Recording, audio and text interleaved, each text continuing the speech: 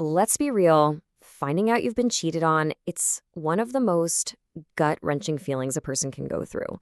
It's that moment where your whole world, everything you thought was solid, just shatters. So we're going to get into what you can do next, because healing yourself is what matters most right now. And this quote, man, it just nails it, doesn't it? It's not just about being sad or angry. It's about that trust, that bond you believed was rock solid, being completely blown apart. It's type of loss that's hard to even describe. Okay, so let's be super clear. This isn't about pointing fingers or getting stuck replaying the past over and over. This is all about looking forward. Think of this as a roadmap to help you make sense of what happened and, more importantly, start rebuilding you.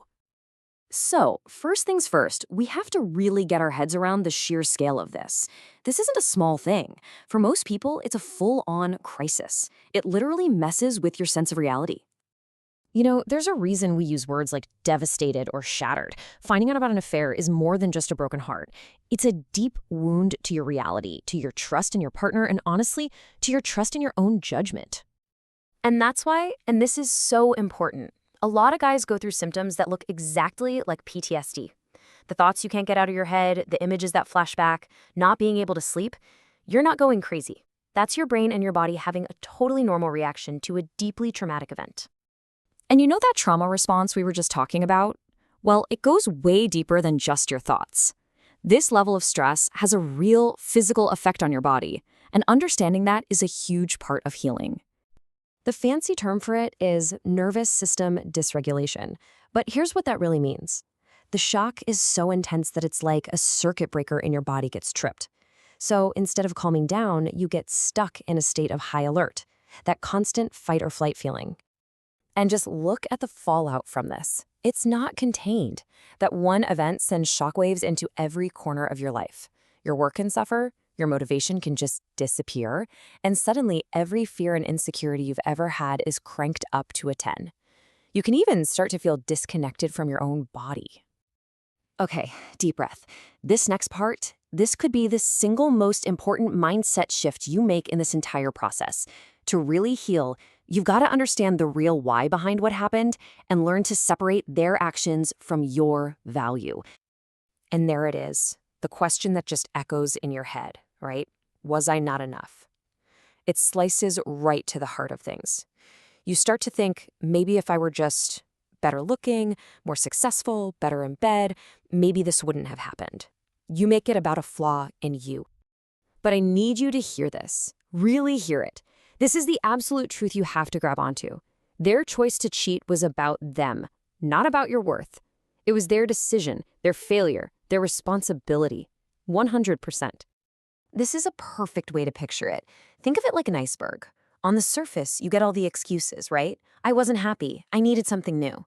But the research shows, when you go deeper, the real reasons are almost always about what was going on inside them, feeling lost, needing someone else to make them feel good, or just trying to run from their own problems. And that's the whole point. That's the game changer. When you can truly see that their actions came from their own issues, you can finally stop making it about your value as a person.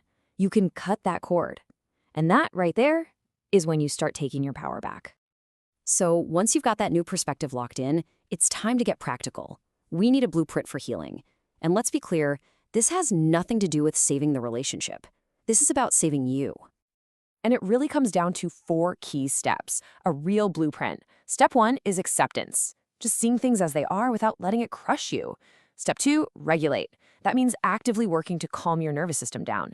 Step 3 is rediscovery, getting back in touch with who you are and the things you love to do. And step 4, rebuild, which is all about learning to trust your own gut again.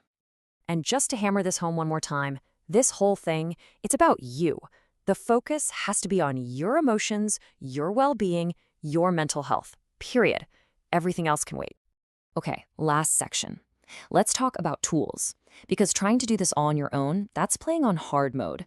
And getting professional help isn't weak. It's actually one of the strongest, smartest moves you can make to get your life back on track. Think of a therapist as a guide, someone who can give you a safe space to just unpack all of this, to sort through the anger, the pain, the confusion. It's a serious investment in yourself, and it gives you the tools to move forward in a healthy way, no matter what happens with the relationship. And one tool that often comes up, especially for trauma, is something called EMDR. It's a specific kind of therapy that helps your brain process and, well, file away those painful memories correctly. The idea is to take the sting out of them so they don't have that same power over you anymore. So, as we start to wrap this up, I really want this idea to stick with you. Right now, you might feel completely broken, but that is not the truth of what's happening. You aren't broken, you are rebuilding. It's an active, powerful process. So, here's where we land. The big question at the end of all of this isn't about them anymore. It's not about what they did or what's next for the relationship. The question is for you. With everything we've talked about, what's going to be your first step?